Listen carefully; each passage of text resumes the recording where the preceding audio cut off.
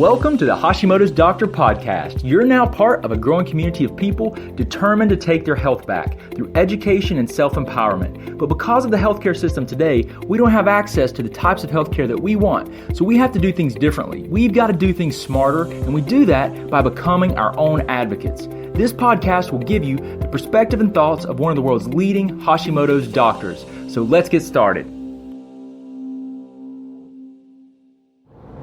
Hey guys, Dr. Shook here. I hope you're doing well today.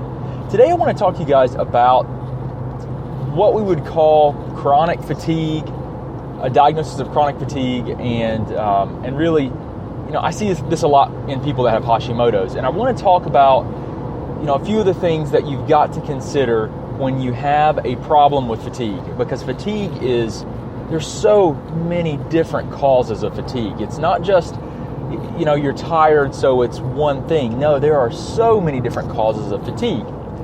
And, a lot of people, listen, we all want the solutions and, the workup to be simple.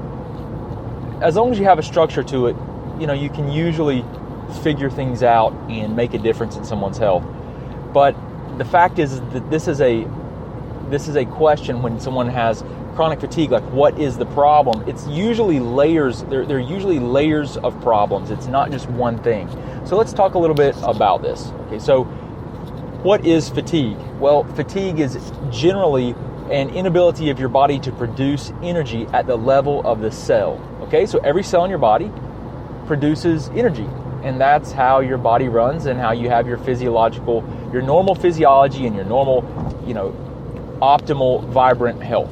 Okay, so if your body cannot do that at the level of the cell, then you can have definite fatigue. You will have fatigue. You'll have dysfunction throughout the body. Okay, so what can cause that? Well, let's start with the most important things first. So we're going to walk through this and we're going to figure this thing out together. So step one, does the person have a high level of inflammation? Number one.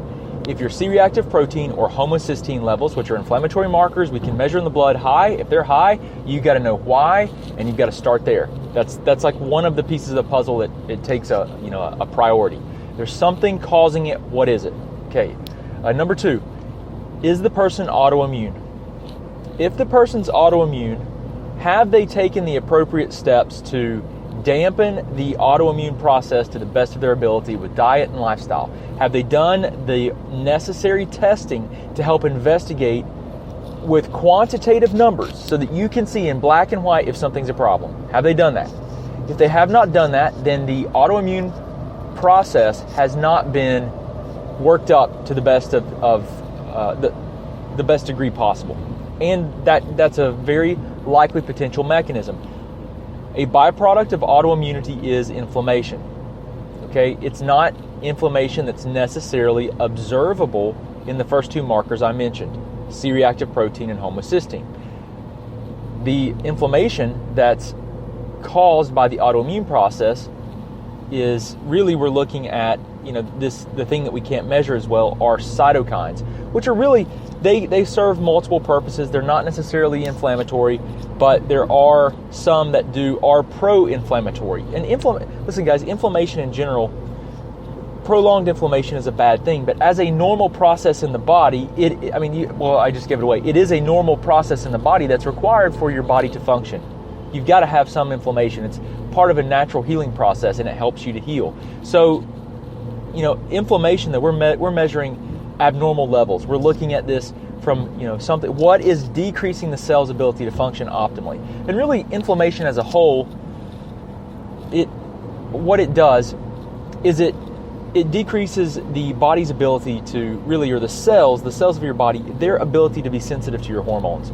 And that's a problem, because your hormones are what stimulate the cells and their physiology and their metabolism. And without that, you're going to have problems. Okay, so inflammation's number one.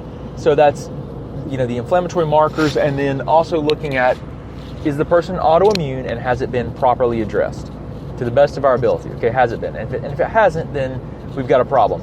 Now, some people, I know you're going to say, well, why don't I just take anti-inflammatories? Well, that's not addressing the cause. You're actually taking an anti-inflammatory or something to just suppress inflammation is masking the problem, and that always leads to problems, right? So you say, well, I could take an over-the-counter anti-inflammatory.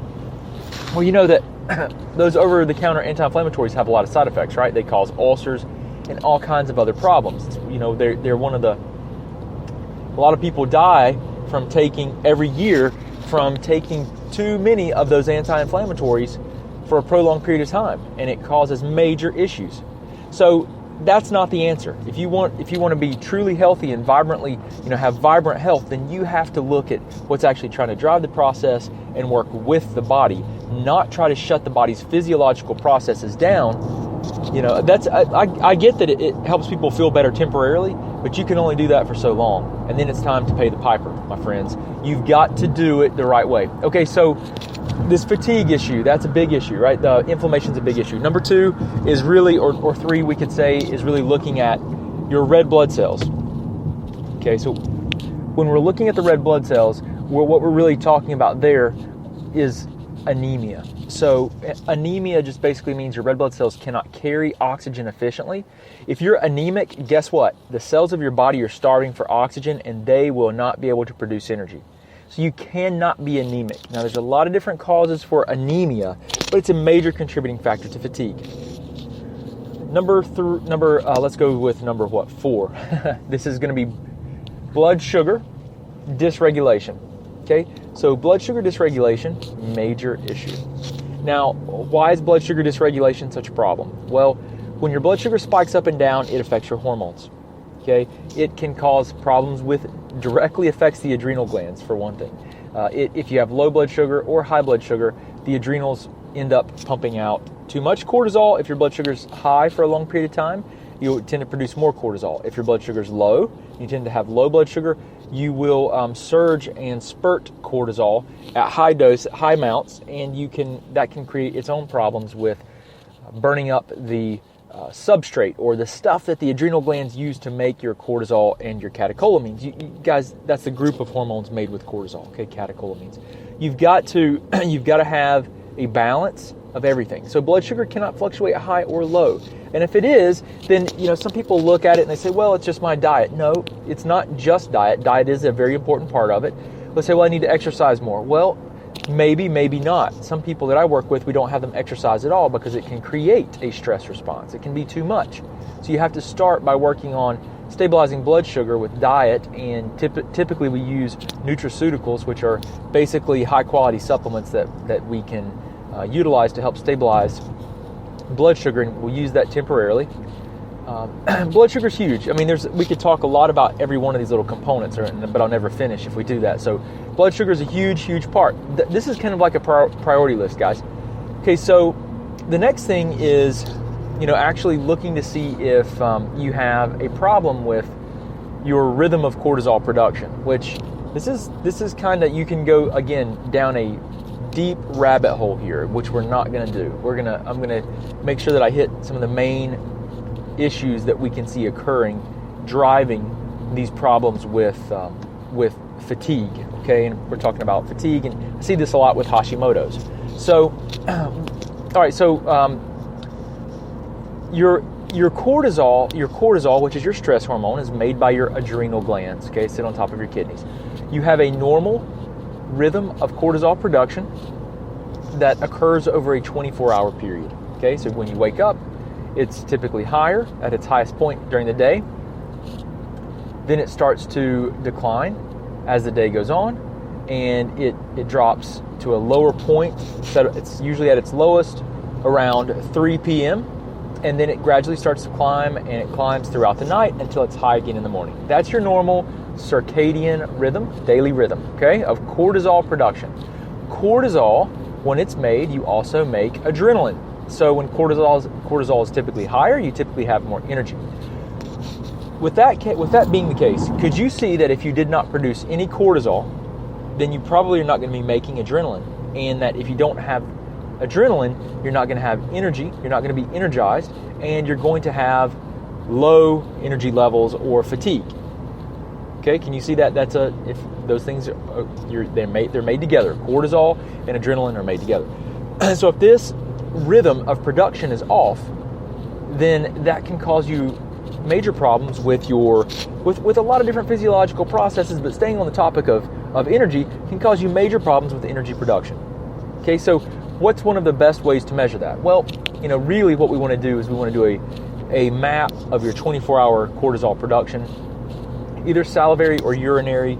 But let's say that we just had a blood test, because I see some people that come in and that come in to see me, they've had some workups done, and they'll have had a blood test, and it will show first morning cortisol. This is really important. It needs to be first morning cortisol. If it's not first morning, like, you wake up, you go to the lab in a fasting state and get your blood drawn, then this is not going to be accurate. So it doesn't apply if it's later in the day. It doesn't apply. So if that first morning cortisol is not in range, or if it's really low or it's really high, then that means that first of all, your doctor's going to check you for typically for issues that could cause it to be low. If it's very low or very high, pathologically altered high or low, which could be like Cushing's disease or Addison's disease.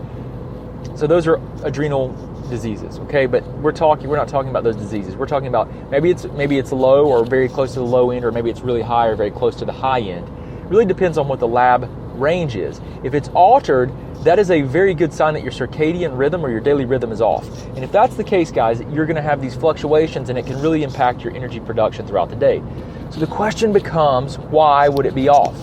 And that's when you kind of go back to some of those basic things that we just went through. Is there inflammation? Is there autoimmunity? Is there, blood sugar dysregulation? Is there anemia? Are there infections? And that kind of ties back into inflammation. Infections, viruses. Are there food sensitivities, which can also tie back into inflammation? What is going on that's causing this issue? Because the adrenal glands are always secondary, guys. What that means is they always respond to things. They always respond to something. They're not the primary issue. So just addressing or saying, well, the adrenal glands are high or low, let's give someone, supplements to support their adrenals, or worse, let's give them cortisol, or a natural cortisol, or prescriptive cortisol, which I'll tell you, we'll do another podcast about that topic. So anyway, I wanted to share this with you guys because fatigue, as you can see, is a lot more than just what you might think. It's a lot more than cortisol or whatever you've researched and discovered is the thing for fatigue. It's much more than that, and especially chronic fatigue. So one more thing, like all these hormonal issues obviously, but play a role here. But the other thing is really your thyroid hormone, right? Thyroid hormone is of major importance here, because obviously if you have problems with your thyroid hormone production and physiology, that can also create major issues with fatigue. Now, I really want to keep this. I want to make a really important point here when we're talking about the thyroid. So many people are just the only thing that they realize, or that they know about the importance of their thyroid and how it impacts energy production is the quantity or the amount of hormone. And guys, that's only one of about 24 or more different ways that your thyroid hormone chemistry can break down, is the amount of hormone that's made. So there are all these other ways that your thyroid hormone chemistry could be breaking down. It's not just the amount of the hormone. So that also plays a role. And so what you realize, guys, is that everything's connected. So you want to take as broad of an approach as possible to gather information, so that you can look at the different layers of this problem and try to put together a very specific plan to address as much of it as once as we can. So I know that's, it gets confusing, right? Because there's so many working pieces.